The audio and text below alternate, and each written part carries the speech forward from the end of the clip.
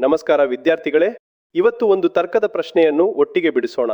ಇದು KS prelims ಪರೀಕ್ಷೆಯಲ್ಲಿ ಕೇಳಿದ ಪ್ರಶ್ನೆ. ಮೊದಲು ಪ್ರಶ್ನೆಯನ್ನು ನಿಧಾನವಾಗಿ ಪೂರ್ತಿಯಾಗಿ ಓದೋಣ.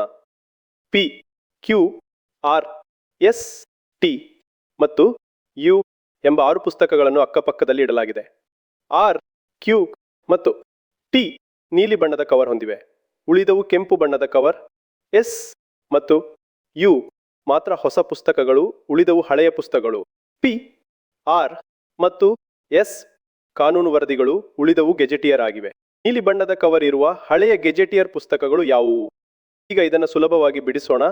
ಎಡಗಡೆ ಎಲ್ಲ ಅಂಶಗಳನ್ನು ಬರೆದುಕೊಂಡು ಬಲಗಡೆ ಒಂದು ಕೋಷ್ಟಕ ಮಾಡಿಕೊಳ್ಳೋಣ. ಮೊದಲಿಗೆ ಎಲ್ಲ ಪುಸ್ತಕಗಳನ್ನು ಮೇಲಿಂದ ಕೆಳಗೆ ಬರೆಯೋಣ. P, Q, R, S, T, U. ಮೊದಲ ಅಂಶ ನೋಡೋಣ, ಕವರ್ ಬಣ್ಣ. ಸುಲಭ ಆಗಲಿ ಅಂತ ನೀಲಿಗೆ B, ಕೆಂಪಿಗೆ R ಅಂತ ಸಂಕೇತ ಕೊಡೋಣ. ನೀಲಿ ಕವರ್ ಇರೋ ಪುಸ್ತಕಗಳು R, Q, T. ಉಳಿದ ಕೆಂಪು ಕವರ್ ಪುಸ್ತಕಗಳು P, S, U. ಎರಡನೇ ಅಂಶ, ಪುಸ್ತಕ ಹೊಸದು ಹಳೆಯದು. ಹಳೆಯದಕ್ಕೆ ಹೊಸದಕ್ಕೆ ಏನಂತ ಸಂಕೇತ ಕೊಡೋಣ. ಹೊಸ ಪುಸ್ತಕಗಳು ಕೇವಲ S, U. ಉಳಿದ ಹಳೆಯ ಪುಸ್ತಕಗಳು P, Q, R, T. ಮೂರನೇ ಅಂಶ, ಪುಸ್ತಕದ ಬಗ್ಗೆ. ಕಾನೂನು ವರದಿಗೆ L, ಗೆಜೆಟಿಯರ್ಗೆ G ಅಂತ ಸಂಕೇತ ಕೊಡೋಣ. ಕಾನೂನು ವರದಿ ಪುಸ್ತಕಗಳು P, R, S. ಉಳಿದ ಗೆಜೆಟಿಯರ್ ಪುಸ್ತಕಗಳು Q, T, U. ಈಗ ನಮ್ಮ ಕೋಷ್ಟಕ ಪೂರ್ತಿ ತಯಾರಾಯಿತು. ಈಗ ಪ್ರಶ್ನೆಗೆ ವಾಪಸ್ ಬರೋಣ. ನಮಗೆ ಬೇಕಾಗಿರೋದು ನೀಲಿ ಕವರ್ ಇರೋ ಹಳೆಯ ಗೆಜೆಟಿಯರ್ ಪುಸ್ತಕ. ಅಂದ್ರೆ ಒಂದೇ ಪುಸ್ತಕದಲ್ಲಿ GB ಮತ್ತು O ಈ 3 ಸಂಕೇತ ಇರಬೇಕು. ಇಂತಹ ಪುಸ್ತಕ ಹುಡುಕೋಣ. ಮೊದಲಿಗೆ ಗೆಜೆಟಿಯರ್ ಇರೋದನ್ನ ಇಟ್ಕೊಳ್ಳೋಣ. G ಸಂಕೇತ ಇರೋ ಪುಸ್ತಕಗಳು Q, T, U.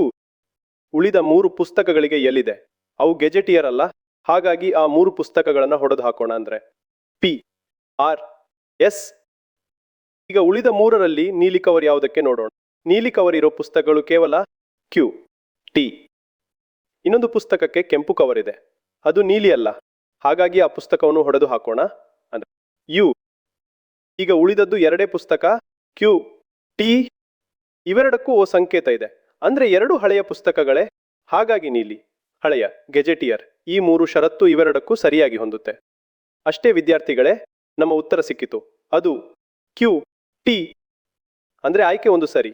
ನೋಡಿ, ಪ್ರಶ್ನೆ ಕಷ್ಟ ಅನಿಸಿದ್ರು ಒಂದೊಂದೇ ಸಂಕೇತ ಬರೆದು ಒಂದೊಂದೇ ಷರತ್ತು ಹಾಕಿ ಹೋದ್ರೆ ಉತ್ತರ ತಾನಾಗೆ ಸಿಗುತ್ತೆ.